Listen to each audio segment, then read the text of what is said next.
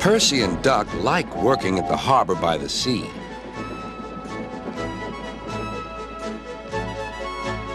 On a clear summer's night, there's no better place to be.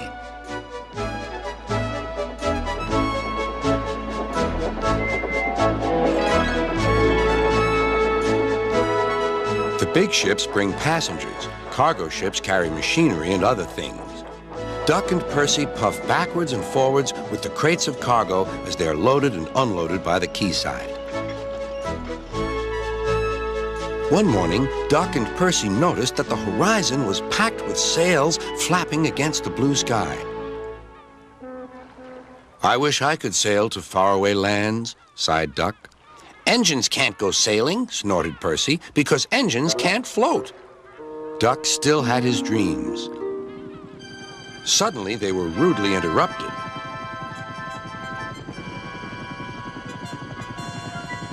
"Wakey, wakey," hovered Harold. "I'm looking at the boats," replied Duck.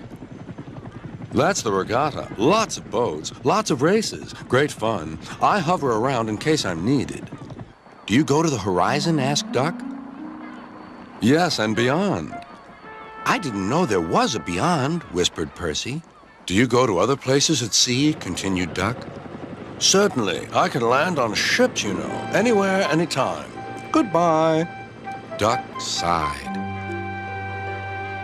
He went on talking about the regatta all day. Percy lost patience. "Well, Duck, I'd rather have my wheels on solid ground. Our rails can take us to all the places we could ever wish to see." "That's an emergency," called Duck's driver. "I'll check with the harbor master." He returned with bad news. "A man taking part in the regatta has hurt his hand. We're to take him to the hospital at the next station. Harold's bringing him now. Come on."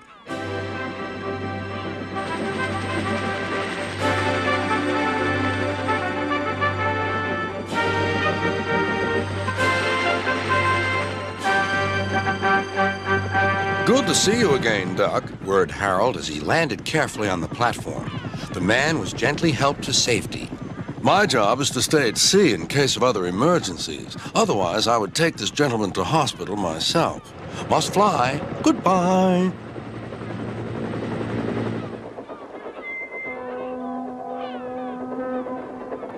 Duck set off on his journey. Soon he was steaming well, and his wheels were thundering along the track.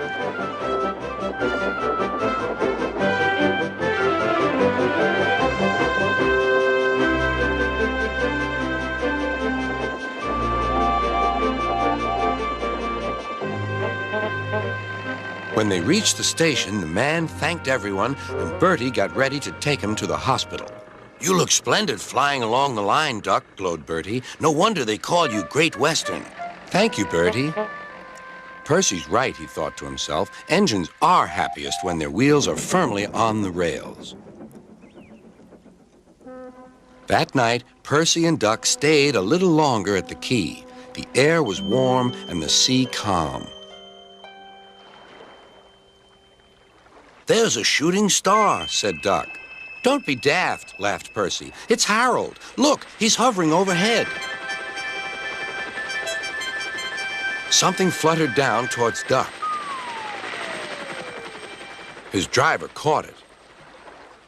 "It's a flag from the regatta. Harold's giving it to you as a present, Duck." "That was kind of Harold," whispered Duck. "He may have whirly arms instead of wheels, but he seems to understand just what an engine needs." Duck still wonders about the lands beyond the horizon, but I think he knows that sometimes the best travels are those we can only dream about. Don't you?